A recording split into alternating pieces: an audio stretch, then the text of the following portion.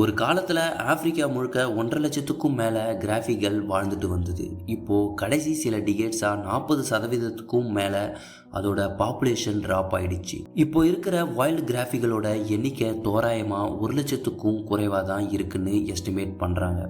அதனால் IUCN red லிஸ்டில் vulnerable கேட்டகரிக்குள்ளே வச்சுருக்காங்க இந்த கிராஃபியை. அதுக்கு முக்கியமான அச்சுறுத்தல் என்னென்னா ஹெபிடேட் லாஸ், ஃபார்மிங், நகரம் விரிவடைகிறதால சவனா காடுகள் எல்லாமே சுருங்கிக்கிட்டு வருது. அதுக்கும் மேலே illegal hunting, poaching, climate change காரணமாக வறட்சி வருது.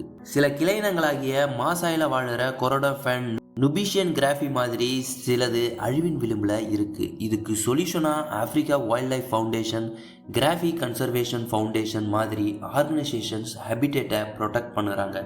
அது மட்டும் இல்லாமல் ஆன்டி போச்சிங் ரிசர்ச் மற்றும் அங்கே வசிக்கிற மக்களுக்கு எஜுகேஷன் மாதிரி ப்ராஜெக்ட்ஸை நடத்துகிறாங்க.